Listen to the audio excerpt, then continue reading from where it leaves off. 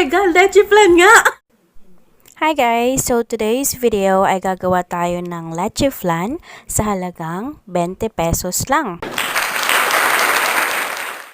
Yung kailangan nating sangkap guys, we need 1/4 cup of water, 1 egg, 1 calamansi. So, isa lang calamansi ang kailangan natin para pampatanggal ng lansa ng itlog. And then, 1 Swak pack Bearbrand. So, nagbili ko lang siya ng 14 pesos. And 3 tablespoon of sugar.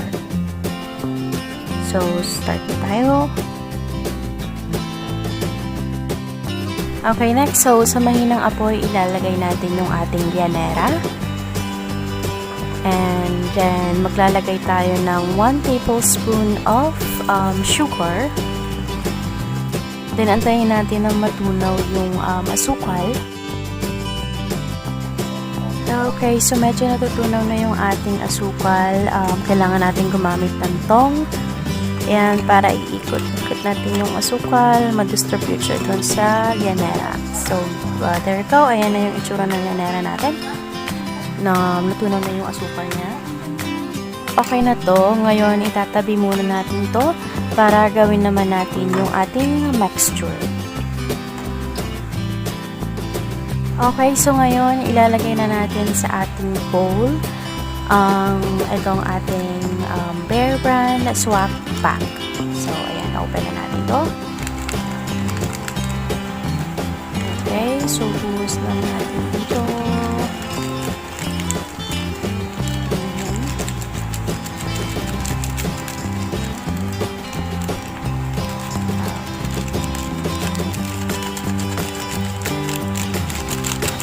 Then, next is lalagyan natin yung ating 1/4 cup water. Mix natin sila.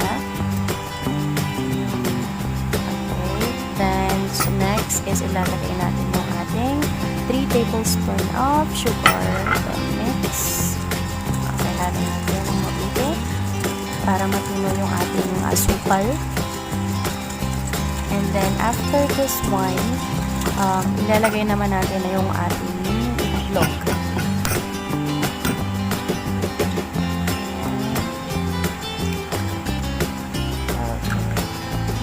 Then, mix natin to.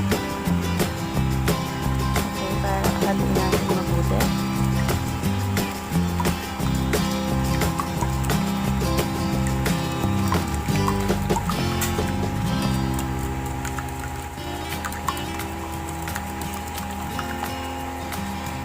Okay, so next naman nating ilalagay ay yung calamansi. Ito yung magtatanggal or ito yung ating pampatanggal nung lansa nung itlog. So, halo na natin siya.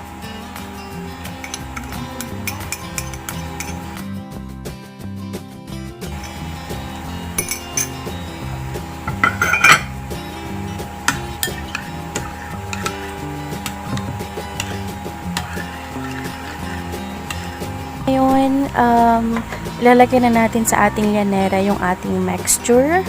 And gagamit ako ng strainer para matanggal yung bula or mga buo-buong itlog. So, makikita mo, meron siya naiiwan talagang buo-buo. Ayan. Ayan. So, meron talaga siyang buo.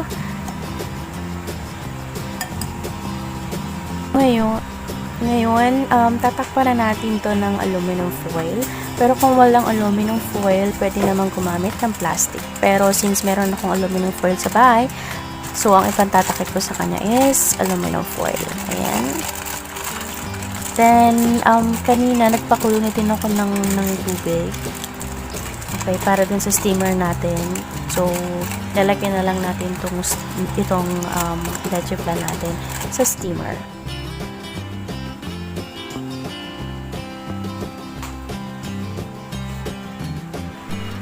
Okay, ayan. So, sakto kumukulo na yung ating tubig.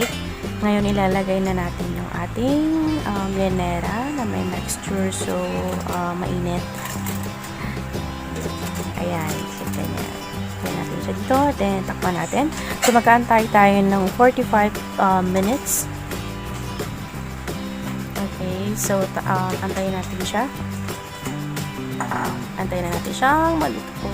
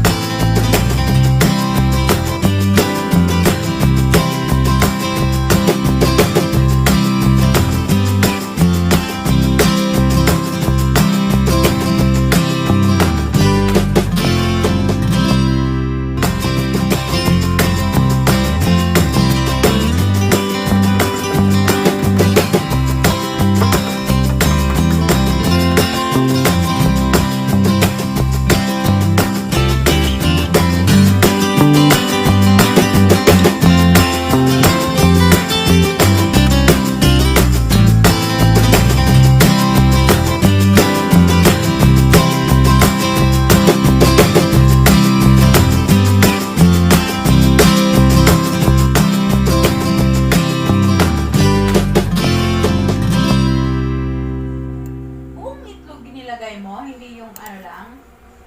Oo.